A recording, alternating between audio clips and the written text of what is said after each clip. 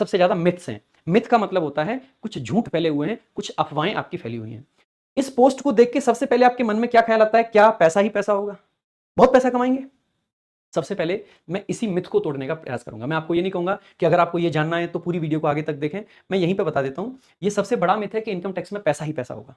नहीं भाई, ऐसा बिल्कुल भी नहीं है। इनकम टैक्स के अंदर 2021 में 1 अप्रैल को भारत सरकार के द्वारा एक स्कीम लागू की जाती है जिसको बोला गया था फेसलेस असेसमेंट, या फिर जिसको ई असेसमेंट भी बोला गया था। ई असेसमेंट या फेसलेस असेसमेंट। मेरे भाई वीडियो को लाइक और शेयर कर देंगे, क्योंकि ये जो जानकारी मैं दे रहा हूं ना, ये उन सारे यूट्यूबर्स के मुंह पे एक तमाचा है जो फालतू की बात करते रहते हैं कि ये है, इतना पैसा है, ये है, कमा लोगे, ये कर दोगे, वो कर दोगे। ऐसा कुछ भी नहीं है। और जो जानकारी मैं आपको दे रहा हूं वो एकदम ऑफिशियल है, वो एकदम सर्टेन जानकारी आपको दे रहा हूं, टू द पॉइंट। मैं फिर भी आपसे ये कहूंगा कि ये नौकरी बहुत शानदार है। क्यों शानदार है उसके कारण मैं आपको आगे दूंगा एक एक करके, लेकिन पहले ये बता देता हूं, अगर आपको ये लगता है कि बहुत पैसा कमा लेंगे, तो वैसा बिल्कुल नहीं होने वाला है। क्योंकि असेसमेंट आपका फेसलेस हो गया है। यानी कि फेसलेस होने का मतलब समझते हैं? जो पब्लिक है जिससे टैक्स लिया जाता है उसको ये नहीं पता कि वो कहां पे टैक्स दे रहे हैं। जो इंटरेक्शन होता है वो कंप्लीटली फेसलेस है। यानी कि एक दूसरे को जानते ही नहीं है। न सिर्फ जानते हैं बल्कि में, जैसे मान लीजिए आप यूपी के रहने वाले हैं, तो जरूरी नहीं है कि जिस एरिया के आप रहने वाले हैं आपको इंटरेक्ट करने के लिए वहीं का ऑफिसर मिले। ऑफिसर ऑल ओवर इंडिया से कहीं से भी मिल सकता है। इसी का मतलब तो फेसलेस है। हालांकि अभी रिसेंट की न्यूज बता रहा हूं आपको, 2 दिन पहले की, 4 दिन पहले की।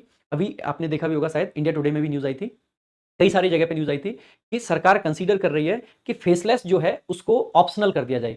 यानी कि जो पे करने वाला व्यक्ति है, जो करदाता है, वो उसके पास ऑप्शन दिया जाए कि आप अपनी जो टैक्स से रिलेटेड क्वेरीज हैं, जो आपके डाउट्स हैं, वो आप एक पर्सन से डील करना चाहते हैं या एक जैसे एक मशीन से आप डील कर रहे हैं वैसे करना चाहते हैं। देखो, जो पैसा मिलता है ना, खास करके जो 2 नंबर का पैसा बोलते हैं, वो तभी मिलेगा जितना ज्यादा पब्लिक इंटरेक्शन होगा। जब आप पब्लिक से मिल ही नहीं रहे तो उसको डराओगे धमकाओगे कैसे? और जब मिल ही नहीं रहे तो पैसा लोगे कैसे? ऐसा थोड़ी ना करोगे कि इनकम टैक्स जी मेरे पर्सनल अकाउंट में डाल दो, पर्सनल अकाउंट अपना ऑफिशियली किसी से शेयर कर दो, वो नहीं कर सकते। ये जितनी भी रिश्वतखोरी होती है ना, ये सामान्यतः कैश में होती है। और कैश में होती है इसका मतलब लोगों का मिलना जरूरी है। जैसे ही फेसलेस असेसमेंट आपका बीच में आ जाता है तो मिलना खत्म हो जाता है, और जैसे ही मिलना खत्म होता है तो पैसे का जो लिंक है वो ऑटोमेटिकली टूट जाता है। लेकिन फिर भी आप कहेंगे सर रेड्स तो मारते हैं। रेड वाली जो टीम होती है वो बहुत एक लिमिटेड टीम होती है, बहुत छोटी टीम होती है, उसके बारे में भी मैं आगे जानकारी दूंगा। तो इनकम टैक्स इंस्पेक्टर बहुत पैसा नहीं है, लेकिन जॉब बहुत जबरदस्त है। आप पाओगे कि एसएससी में सबसे जबरदस्त नौकरी एमईए है, नो डाउट अबाउट इट। और आज से नहीं, पिछले कई सालों से, सीजीएल 2016 से लेके अब तक लगातार सबसे टॉप पोस्ट रही है एमईए। इसके अलावा ईडी की आपकी नौकरी बहुत अच्छी है। इसके अलावा इनकम टैक्स बहुत अच्छी नौकरी है। इलेक्शन कमीशन की जॉब को भी ठीक बताते हैं, अच्छा बताते हैं। इसके अलावा एएसओ इन सीएसएस बहुत अच्छी नौकरी है। इसके अलावा एएसओ इन एएफएचक्यू आपकी अच्छी नौकरी है। इसके अलावा आपकी एक्साइज इंस्पेक्टर की अच्छी नौकरी है। तो ये सारी अच्छी है, लेकिन ऐसा नहीं है कि कोई टॉप पे है, कुछ है टॉप पे अगर कोई है तो वो सिर्फ और सिर्फ एमईए है आपका, ठीक है। तो इनकम टैक्स इंस्पेक्टर आप बनते हैं, ध्यान देंगे। बहुत सारे बच्चे हैं कमेंट बॉक्स में आईटीओ लिख लेते हैं अपने नाम के आगे, income tax officer. Income tax officer में और इनकम टैक्स इंस्पेक्टर में फर्क होता है, एक पूरे रैंक का फर्क होता है। इनकम टैक्स ऑफिसर गजेटेड अधिकारी होता है, जैसे कल बताया था ना, एसओ होता है, सेक्शन ऑफिसर। तो ये जो सेक्शन ऑफिसर है या इनकम टैक्स ऑफिसर है, ये गजेटेड पोस्ट होती है, 4800 ग्रेड पे की होती है। इनकम टैक्स इंस्पेक्टर की पोस्ट 4600 की पोस्ट है, 4600 ग्रेड पे की पोस्ट है आपकी, ठीक है। तो इस चीज का विशेष ध्यान रखेंगे। आगे अगर हम बताएं आपको कैसे कैसे सिलेक्शन होता है, तो ये जो सब है ना, ये जो रेड वेड मारी जाती हैं, ये सब दिखाने की चीजें अलग होती हैं। वो कहते हैं दिखाने के दांत अलग है, खाने के अलग है। तो अगर आप ये सोच के इनकम टैक्स ज्वाइन करना चाह रहे हैं कि बहुत सारा पैसा 2 नंबर का कमा लेंगे, तो दोस्त मत करना। बाकी आपको ज्वाइन करने के बहुत सारे रीजन मैं आपको दे सकता हूं क्यों आपको ज्वाइन करना है। ये इनकम टैक्स की आपकी लखनऊ की बिल्डिंग है, नहीं अहमदाबाद की बिल्डिंग है, बहुत जबरदस्त है। दिल्ली के अंदर भी इनकम टैक्स का जो ऑफिस है, पूरे दिल्ली के अंदर अगर सबसे खूबसूरत बिल्डिंग किसी की है तो वो इनकम टैक्स की है। बहुत जबरदस्त है। आज मेरे दोस्त से बात हो रही थी, जिस बिल्डिंग में वो काम करता है, बहुत जबरदस्त है, इतनी खूबसूरत है। वो बंदा उसकी बिल्डिंग की तारीफ करते करते थक नहीं रहा था। इनकम टैक्स इंस्पेक्टर है, अब तो ऑफिसर भी बन चुका है वो तो, ठीक है। बताऊंगा प्रमोशन कितने टाइम में होता है और कैसे होता है, ठीक है। कैसे कैसे आप सिलेक्शन ले सकते हो, सेम वही है जैसे कल बताया था। एसएससी के थ्रू एग्जाम हो सकता है, यूपीएससी के थ्रू हो सकता है। एसएससी के थ्रू आप जो जाते हो 4600 पे जाते हो, यूपीएससी के थ्रू आप जाते हो 5400 ग्रेड पे जाते हो, ठीक है। तो यूपीएससी की बात हम नहीं करेंगे, हम एसएससी की सिर्फ बात कर रहे हैं। टीयर 1 एसएससी में 200 नंबर का होता है, टीयर 2 390 नंबर का होता है। ये क्वालिफाइंग इन नेचर है, हालांकि इसकी कट ऑफ अलग से लगती है। इसमें आप पाओगे कि 50 number reasoning, 50 number maths, 50 number English, 50 number GS आता है। 1 घंटे का पेपर होता है, 25-25 क्वेश्चन होते हैं। क्वालिफाइंग होता है, लेकिन कट ऑफ लगती है लगभग आपकी 130-40 तक कट ऑफ जाती है यूजुअली, ठीक है। आजकल 150 तक भी गई है पिछले एग्जाम्स में। उसके बाद में मेंस का जो पेपर होता है 390 नंबर का होता है, जिसमें से 90 नंबर मैथ्स के हैं, 90 नंबर आपके रीजनिंग के हैं। 30-30 क्वेश्चन है, 90 नंबर है। एक क्वेश्चन 3 नंबर का, गलत होने पे 1 नंबर काट लिया जाता है। 1 घंटे के अंदर मैथ्स के 30 क्वेश्चन और रीजनिंग के 30 क्वेश्चन, टोटल 60 क्वेश्चन आपको करने होते हैं 1 घंटे में। फिर अगला 1 घंटा जो शुरू होता है उसके अंदर आपको 45 क्वेश्चन इंग्लिश के मिलते हैं और 25 क्वेश्चन जीएस के मिलते हैं। हर क्वेश्चन 3 नंबर का, 1 नंबर काट लिया जाएगा गलत होने पे, यानी कि 135 नंबर की आपकी इंग्लिश है यहाँ पे भी। ठीक है, तो 135 नंबर की इंग्लिश है, तो बहुत ध्यान देंगे इंग्लिश पे भाई खास करके, अगर इनकम टैक्स में इंस्पेक्टर बनना है तो। टाइपिंग टेस्ट आपका होता है, 28 वर्ड पर मिनट की आपकी स्पीड चाहिए होती है, ये कंपलसरी होता है। कंप्यूटर भी होता है, ये भी कंपलसरी है और ये क्वालिफाइंग इन नेचर होता है। इसके अलावा डॉक्यूमेंट वेरिफिकेशन आपकी डिपार्टमेंट के द्वारा की जाएगी, कोई इंटरव्यू आपका नहीं होता है, कोई फिजिकल आपका नहीं होता है, कोई मेडिकल आपका नहीं होता है, ये सब चीज आपकी नहीं होती है। इसके अलावा अगर हम बात करें टोटल वैकेंसीज 2024 में जो एक्सपेक्टेड है वो कितनी है, तो आप कहोगे 411 आपकी एक्सपेक्टेड है। 2023 में जो वैकेंसीज थी वो 325, सॉरी कट ऑफ आपकी 325 थी और वैकेंसीज आपकी 190 थी 2023 के अंदर। 2022 के अंदर जो कट ऑफ थी वो थोड़ी ज्यादा थी, 331 थी, लेकिन 331 कट ऑफ थी 2022 में, लेकिन ये नॉर्मलाइज्ड स्कोर था भाई, नॉर्मलाइजेशन हुआ था क्योंकि कई शिफ्ट में पेपर था। वैकेंसीज आपकी काफी थी, 502 थी 2022 के अंदर। अच्छा एक चीज आपने देखी, 2022 के अंदर एमईए की जो कट ऑफ गई थी वो आपकी 344 थी और यहां पे कितनी है, 331। मेरे भाई 13 नंबर का फर्क है एमईए में और इनकम टैक्स में।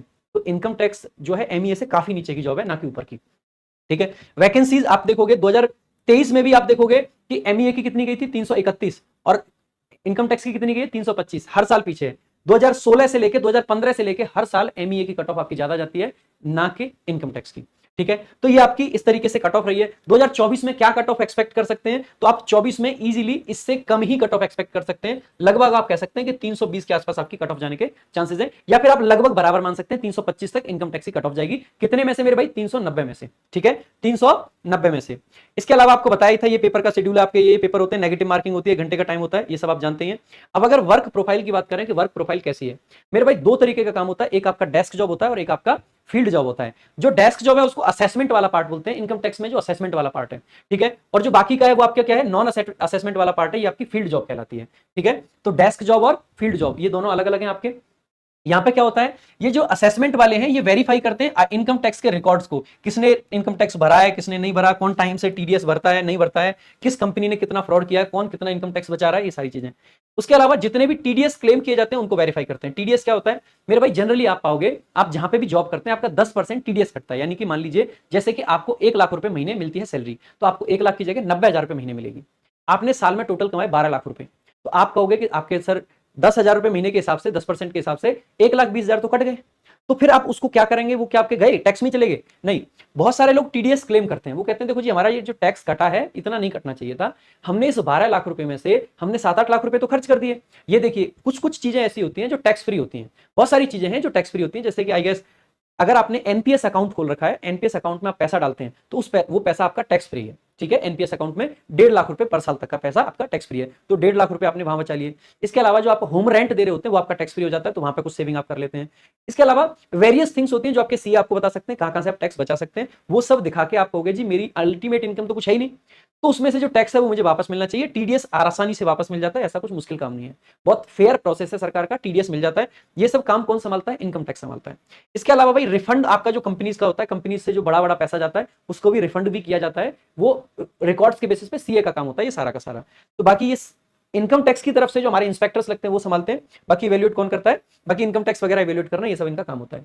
जो आपकी नॉन असेसमेंट की टीम होती है जिसको हम रैपिड रिस्पांस टीम भी बोल देते हैं, इस टीम का काम होता है रेड को कंडक्ट करना, रेड डालना। और रेड ऐसे नहीं, ऐसे ही रैंडम रेड डालते हो, बहुत प्लान से बहुत अच्छे तरीके से रेड्स डाली जाती है इनकम टैक्स में। ठीक है, इसके अलावा मेरे भाई आपको क्या पता होना चाहिए, ये देखो काम करते हो कुछ कुछ लोग हैं, जॉब बहुत अच्छी है। अगर जॉब के बारे में बताऊं, जॉब का सबसे पॉजिटिव पॉइंट पता है क्या है, इनकम टैक्स का जो एसोसिएशन है वो बहुत मजबूत है। पूरा का पूरा डिपार्टमेंट बहुत ज्यादा एम्प्लॉय फ्रेंडली है, यानी कि पूरा डिपार्टमेंट हमेशा अपने एम्प्लॉय का फेवर करता है, क्योंकि ये एक ऐसी जॉब है जो सरकार के लिए रेवेन्यू जनरेट करके देती है। तो इनको मिलने वाले जो सुविधाएं हैं वो रिलेटिवली अच्छी होती हैं, अच्छे रहने के स्थान मिलते हैं, अच्छा ऑफिस होता है, अच्छा वर्क कल्चर होता है, और आपका डिपार्टमेंट इतना ज्यादा कोऑपरेटिव है कि मजा आ जाता है आपको काम करके। बहुत ज्यादा कोऑपरेटिव डिपार्टमेंट है, अक्सर करके इनकम टैक्स के लोग बहुत कम फंसते हैं। जैसे एक डिपार्टमेंट आपको पुलिस का दिखेगा, पुलिस का डिपार्टमेंट मेरे भाई ऐसा है, जिस थाने में आज आप नौकरी कर रहे हो अगर थोड़ी सी भी ऊंच नीच होती है ना, अगले ही दिन आप उसी थाने की जेल में भी मिल सकते हो। और जिस दिन आप थोड़े से भी पकड़े गए ना, सब अपना पल्ला झाड़ के खड़े हो जाते हैं। 1% कॉपरेशन पुलिस की तरफ से नहीं है। सीनियर ऑफिसर जो होते हैं ना वो जूनियर्स के ऊपर ऐसे हावी रहते हैं बहुत ज्यादा, लेकिन इनकम टैक्स डिपार्टमेंट में डिपार्टमेंट अपने इंप्लॉइज के लिए बहुत ज्यादा कॉपरेटिव है। इनकम टैक्स का जो एसोसिएशन है इनका वो बहुत ज्यादा स्ट्रॉन्ग है, यानी कि यहाँ पे बहुत कम चांसेस रहते हैं उल्टे सीधे फंसने के। ठीक है, तो ये बहुत जबरदस्त है इनके लिए। इसके अलावा मेरे भाई सैलरी आपकी कितनी बनती है, तो स्टार्टिंग सैलरी अप्रोक्स सबकी बराबर होती है, 8500 रुपए आपकी लगभग बनती है। हालांकि एक्स सिटी वाई सिटी और इनका फर्क रहता है इसमें। एक चीज और है, इनके लिए जो एक अलग से कुछ अलाउंस मिलता है हर महीने, 30 लीटर पेट्रोल का पैसा इनको अलग से मिलता है हर महीने, यानी कि सैलरी से अलग, जितनी सैलरी है उससे अलग 30 लीटर पेट्रोल पर मंथ का इनका पैसा मिल रहा होता है। बाकी इस सैलरी के अंदर ट्रांसपोर्ट अलाउंस भी शामिल है, ट्रांसपोर्ट अलाउंस सबको मिलता है जो भी है। इसके अलावा मेरे भाई इस सैलरी के अंदर आपका जितने भी बच्चों की मतलब राशन मनी भी होती है छोटी सी, उसके अलावा मोबाइल का भी खर्चा रहता है, कई सारी चीजें इसमें शामिल रहती हैं। इसके अलावा एचआरए आपका होता है, होम रेंट अलाउंस जिसको हम बोल देते हैं, जो कि आजकल 30% है बेसिक पे का। जो सैलरी आपकी बनती है वो कैसे बनती है, पहले बेसिक पे होती है, जैसे 4600 ग्रेड पे है, 4600 ग्रेड पे की जो बेसिक पे बनती है इट इज 44,900, ये आपकी बेसिक पे है। इस बेसिक पे पे आप पाओगे 50% आपको क्या मिलता है, डीए मिलता है। इसी बेसिक पे पे 30% आपको एक्स सिटी में क्या मिलता है, एचआरए मिलता है, होम रेंट अलाउंस मिलता है। इसके अलावा आपको ट्रांसपोर्ट अलाउंस जो है वो इसका परसेंट नहीं मिलता है, लगभग 5000 के करीब है। हमारा दिल्ली पुलिस में सब इंस्पेक्टर का 4500 रुपए था, ठीक है, ये मिल जाता है। इसके अलावा आप पाओगे कि छोटे छोटे और एक दो अलाउंसेस होते हैं, वो पेट्रोल का पैसा मिल जाता है, टोटल मिला के 85 प्लस आपका बन जाता है। अब अगर इसकी ट्रेनिंग की बात करें, ट्रेनिंग लगभग 3 महीने की होती है, यानी कि लगभग 12 हफ्ता आप कह सकते हो। ट्रेनिंग बहुत नॉर्मल होती है, कुछ ऐसी खास ट्रेनिंग नहीं है इसमें। ट्रेनिंग में क्या कराते हैं जी, टैक्स की लॉ वगैरह आपको पढ़ाएंगे, इनकम टैक्स का जो कानून है वो सब पढ़ाएंगे, इन्वेस्टिगेशन स्किल सिखाते हैं, अगर आपको रेट डालने की जरूरत पड़ती है तो इन्वेस्टिगेशन स्किल्स आनी चाहिए, और एडमिनिस्ट्रेटिव स्किल्स सिखाते हैं, एडमिनिस्ट्रेशन भी आपको चलाना है क्योंकि आपकी ये डेस्क जॉब है, तो ये सब चीजें सिखाते हैं।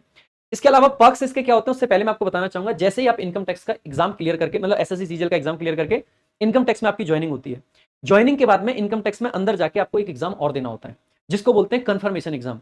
यानी कि आपको ये कंफर्म करने के लिए कि आप इनकम टैक्स में इंस्पेक्टर बन चुके हैं, एक पेपर देना पड़ेगा। जी हाँ, सेलेक्ट होने के बाद, सीजीएल क्लियर करने के बाद डिपार्टमेंट में जाके भी एक पेपर है। अब आपका सवाल होगा कि सर इस पेपर में क्या आता है, इस पेपर में डिपार्टमेंटल चीजें ही आती हैं, क्योंकि डिपार्टमेंटल एग्जाम है, इसमें math physics reasoning English English कुछ नहीं आता है, इसमें टैक्स की चीजें आती हैं। अब आप कहोगे कि सर अगर इस एग्जाम में हम फेल हो गए तो क्या हमें नौकरी से बाहर निकाल दिया जाएगा, तो वैसा बिल्कुल भी नहीं है, नौकरी से निकाला नहीं जाता है, आपको अगली साल फिर पेपर देने का मौका मिलेगा। ये पेपर हर साल होता है और ये आप कभी भी दे सकते हो। मान लीजिए आपकी ज्वाइनिंग मार्च के महीने में होती है और अप्रैल में अगर आपका कंफर्मेशन का एग्जाम है तो आप दे सकते हो, कोई दिक्कत की बात नहीं है। तो कंफर्मेशन का एग्जाम देने के लिए आपको जरूरी नहीं है कि 1 साल नौकरी है 2 साल नौकरी चाहिए, जब आपका एग्जाम पड़े तुरंत आप दे सकते हैं, हर साल पेपर होता है, लगभग आप 10 बार पेपर दे सकते हैं, 10 बार में तो कोई भी पास हो ही जाएगा मेरे भाई, ठीक है। अगर आप कहें कि सर इस नौकरी के लिए एज लिमिट क्या है, तो मेरे भाई 30 साल तक की उम्र में आप इस फॉर्म को भर सकते हैं। 30 ईयर्स आपकी अपर एज लिमिट है, 30 ईयर्स। आपकी ग्रेजुएशन आपको करनी है, क्योंकि सीजीएल का एग्जाम होता है कंबाइंड ग्रेजुएट लेवल एग्जाम, तो सीजीएल के एग्जाम के थ्रू तो ग्रेजुएशन चाहिए, भारत के नागरिक होने चाहिए, 30 साल तक की उम्र होनी चाहिए। अगर आप एससी से हैं तो 35 साल, ओबीसी से हैं तो 33 साल, एसटी से हैं तो 35 साल। तो इस प्रकार से आपको रिलैक्सेशन भी मिल जाता है। उसके बाद में जैसे ही आप कंफर्मेशन का एग्जाम क्लियर कर लेते हो, इसके बाद में आपका प्रमोशन का एग्जाम देने के लिए भी आप एलिजिबल हो जाते हो। इस चीज के बारे में भी मैं आऊंगा। इसके अलावा पक्ष के बारे में बता देता हूं, सीईसी होता है आपका, चाइल्ड एजुकेशन होता है, चाइल्ड एजुकेशन अलाउंस जिसको हम बोल देते हैं, ठीक है। इसके अलावा एक होता है एलटीसी। मेरे भाई एलटीसी क्या होता है, ये हर नौकरी में मिलता है, ये इनकम टैक्स का अलग से फीचर नहीं है, भारत सरकार की जितनी भी इस लेवल की नौकरी है सब में सेम है। आपको 4 साल का एलटीसी का साइकिल होता है। जैसे मान लीजिए आपकी दिल्ली में पोस्टिंग है और आपने होम टाउन भर रखा है, सपोज कीजिएगा बिहार, गया, ठीक है, आप गया से हैं, 4 साल में 3 बार आपको होम टाउन का एलटीसी मिलेगा। एलटीसी में क्या मिलता है, बिहार जाने तक का ट्रेन का आपको खर्चा मिल जाएगा और आने का खर्चा मिल जाएगा। न सिर्फ आपका खर्चा, न सिर्फ आपका खर्चा, बल्कि में आपके डिपेंडेंट जो भी हैं, यानी कि अगर आपके पेरेंट्स जा रहे हैं तो वो भी, आपके बीवी बच्चे जा रहे हैं तो वो भी, उनका भी खर्चा सरकार उठा लेती है। तो एलटीसी में ये होता है, आने का भी जाने का भी। एलटीसी का पहला फायदा, 3 एलटीसी आपकी होम टाउन की होती है और 1 एलटीसी आपकी ऑल इंडिया होती है 4 साल के अंदर में। ऑल इंडिया एलटीसी में आप कहीं भी घूमने जा सकते हैं, जैसे कि आपको मान लीजिए गोवा जाना है, आप गोवा जाइए, गोवा में जहां तक ट्रेन है तो आपको ट्रेन का किराया मिलेगा। अगर कहीं पे ऐसी जगह है जहां पे ट्रेन नहीं जाती है तो आपको सीधा प्लेन का मिल सकता है। जैसे अंडमान निकोबार अगर आप घूमना चाहते हैं तो आपको प्लेन की टिकट के पैसे मिल जाएंगे सीधे। तो प्लेन की टिकट कराइए, आप हैं, आपके पेरेंट्स हैं, आपके बीवी बच्चे हैं, उनके लिए आने का खर्चा और जाने का खर्चा दोनों एलटीसी में कवर हो जाएंगे। उसके लिए छुट्टी भी आपको मिल जाती है, उसकी भी कोई दिक्कत नहीं रहती है। इसके अलावा आप एक काम और कर सकते हैं, जैसे 3 आपकी होम एलटीसी होती है और 1 आपकी ऑल इंडिया होती है। जो आपकी होम एलटीसी है 3 में से किसी भी एक को आप कन्वर्ट करा सकते हैं, किसमें, इंडिया एलटीसी में। होम एलटीसी यानी कि टोटल 2 इंडिया एलटीसी आप पे हो जाएंगी, और जो आप इंडिया एलटीसी में कन्वर्ट कराओगे उसमें पूरे इंडिया में नहीं जा सकते हो, लेकिन जैसे आप साउथ मतलब नॉर्थ ईस्ट में जा सकते हो, सिक्किम वगैरह, आप अंडमान जा सकते हो और कश्मीर जा सकते हो। आप महाराष्ट्र वगैरह जाना चाहोगे वहां नहीं जा पाओगे, वहां ऑल इंडिया एलटीसी से जा सकते हो। तो 3 तरीके से आपकी एलटीसी होती है, जिसमें आपको किराया वगैरह काफी कुछ मिल जाता है। इसके अलावा एलटीसी का एक फायदा और होता है, आपको पता होना चाहिए, सरकारी नौकरी में आपको हर साल 30 ईएल मिलती है और 8 आपकी सीएल मिलती है। सीएल होता है कैजुअल लीव, ईएल होता है अर्नड लीव। ईएल आपकी इकट्ठी होती जाती है, अगर आपने साल में 30 ईएल नहीं लिए तो इकट्ठी हो जाएंगी, 360 ईएल तक आपकी इकट्ठी होती है, उसके बाद में वो ईएल आपकी खराब हो जाने लग जाती है। लेकिन अगर आपने एलटीसी लिए तो आप टोटल अपनी नौकरी में 6 बार ऐसा कर सकते हो कि 10-10 ईएल को पेड करा लो।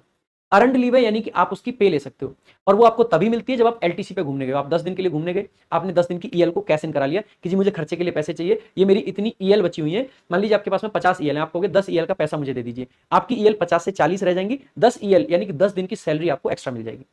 ये बहुत खास फीचर है एलटीसी के अंदर, तो ये आपको पता होना चाहिए। मुझे एलटीसी के बारे में इतना क्यों पता है, मैंने कल भी आपको बताया था।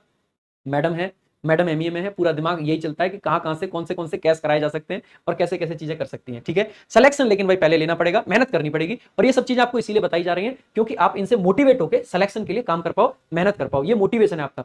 इनकम टैक्स का जो आपका इंस्पेक्टर होता है मेरे भाई, वो 6 से 10 साल आपको लगभग रहना पड़ता है। हालांकि इसमें जैसे एमईए में कल मैंने आपको बताया था कि जो प्रमोशन के लिए डिपार्टमेंटल आपका एग्जाम होता है, उस एग्जाम को देने के लिए आपको 5 साल की सर्विस चाहिए। यहां ऐसा नहीं है, यहां अगर कंफर्मेशन का आपका एग्जाम क्लियर है, चाहे उसके अगले महीने ही प्रमोशन का एग्जाम आ जाए, डिपार्टमेंटल एग्जाम होता है, हर साल होता है, आप दे सकते हो, कोई दिक्कत की बात नहीं है। यानी कि आपको कितना टाइम हुआ फर्क नहीं पड़ता है, आप पेपर दे सकते हो। कौन सा वाला पेपर होता है, आईटीओ का पेपर होता है, यानी कि इनकम टैक्स ऑफिसर का पेपर होता है। लेकिन अगर आपने पेपर क्लियर कर दिया तो क्या आप आईटीओ बन गए, प्रमोशन हो गया, ऐसा बिल्कुल भी नहीं है। जैसे ही आप पेपर कर दोगे क्लियर, तो आपको 2 इंक्रीमेंट तो जरूर मिल जाएंगे, लेकिन आपका प्रमोशन तब होगा, यानी कि सैलरी आपको आईटीओ के हिसाब से मिलने लग जाएगी, लेकिन आपको आईटीओ की रैंक तब मिलेगी जब वैकेंसी आएगी। जितनी वैकेंसी आती है उसके हिसाब से रैंक देते जाते हैं एक एक करके, लेकिन सैलरी आपकी बढ़ जाएगी अगर आपने पेपर को क्लियर कर दिया है। तो जब भी आपका प्रमोशन होता है तो एक साथ 2 इंक्रीमेंट लगते हैं। वैसे हर साल 1 इंक्रीमेंट आपका लगा करता है, लेकिन अगर प्रमोशन जब भी होगा तो एक साथ में 2 इंक्रीमेंट लग जाएंगे, तो ये काफी एक्स्ट्रा सैलरी आपको मिल जाती है, ठीक है। इसके अलावा 8 से 10 साल में फिर से आप असिस्टेंट कमिश्नर बन जाओगे, ये आपकी वही गजेटेड रैंक हो जाती है, मतलब ये आपकी यूपीएससी वाली रैंक हो जाती है। 4 से 6 साल रहोगे, उसके बाद में आप डिप्टी कमिश्नर बन जाओगे, फिर ज्वाइंट कमिश्नर है, फिर एडिशनल कमिश्नर है, और फिर लास्ट में आपका कमिश्नर है। कमिश्नर की रैंक तक आप नहीं पहुंच पाओगे, क्योंकि कमिश्नर की या एडिशनल कमिश्नर, ज्वाइंट कमिश्नर तक भी इवन आपके वो लोग जा पाते हैं जो आपके किसके थ्रू आते हैं, यूपीएससी के थ्रू। सीजीएल के थ्रू जो बच्चे जाते हैं वो ज्यादातर डिप्टी कमिश्नर तक मैक्सिमम पहुंच पाते हैं, बाकी ऊपर नहीं पहुंच पाते हैं, या तो असिस्टेंट कमिश्नर तक रह जाते हैं या डिप्टी कमिश्नर तक, ठीक है, ज्यादातर। तो बाकी ये प्रमोशंस का फंडा था। एग्जाम आपका किस तरीके से होता है आपको पता होना चाहिए, और एग्जाम में भाई कुछ ऐसा नहीं, मैथ्स वगैरह नहीं आते, डिपार्टमेंट की ही चीजें आती हैं, ठीक है। इसके अलावा मेरे भाई कुछ एफएक्यूज हैं जो बच्चों ने आपसे कमेंट में पूछे थे। कल हमने बताया था आपको कि आप पूछ सकते हैं, आप कल के लिए भी क्वेश्चन अभी से कमेंट में पूछ सकते हैं जब भी वीडियो खत्म होगी। कल हम किसकी बात करने वाले हैं, एक्साइज की बात करने वाले हैं। एक्साइज इंस्पेक्टर बोले या जीएसटी इंस्पेक्टर बोले, अगर जीएसटी इंस्पेक्टर को लेकर आपके मन में कोई भी प्रश्न है कि क्या चीज होती है, कैसे होती है, तो आप कमेंट करके पूछ लें, कल की वीडियो में हम उसको कवर कर लेंगे। पोस्टिंग कहां और कैसे मिलती है, तो पेपर के बाद में जैसी आपकी रैंक है और जैसे आपके मार्क्स हैं, उसके आधार पर, प्रेफरेंस के आधार पर आपको पोस्टिंग मिल जाएगी। जनरली सबसे ऊपर जो रैंक होती है उनको दिल्ली मिल जाता है। और खास बात पता है क्या है, जहां पे एक बार पोस्टिंग मिल गई वहां पे आप फिक्स हो। ऐसा नहीं है कि आज आपको यहां भेज दिया तो कल, जैसे ईडी में बहुत ट्रांसफर है लेकिन इनकम टैक्स में ट्रांसफर नहीं है। ट्रांसफर होता है या नहीं, एक ही रीजन के अलग अलग ऑफिस में ट्रांसफर मिल सकता है। ऐसा नहीं है कि आज आप दिल्ली में, कल आपको दिल्ली से अहमदाबाद भेज दिया जाए, वैसा नहीं होगा। एक बार जो जोन आपको मिल गया, आपको उसी जोन में रहना पड़ेगा, ठीक है। हालांकि जब प्रमोशन आपका होता है तो प्रमोशन के बाद में आपका जोन बदल सकता है, ठीक है, या फिर कुछ एक्स्ट्रा ऑर्डिनरी सर्कमस्टांसेस में भी आपका प्रमोशन मतलब ट्रांसफर हो सकता है, नॉर्मली नहीं होता है। क्या आईटीआई को गाड़ी मिलती है, लोगों ने बहुत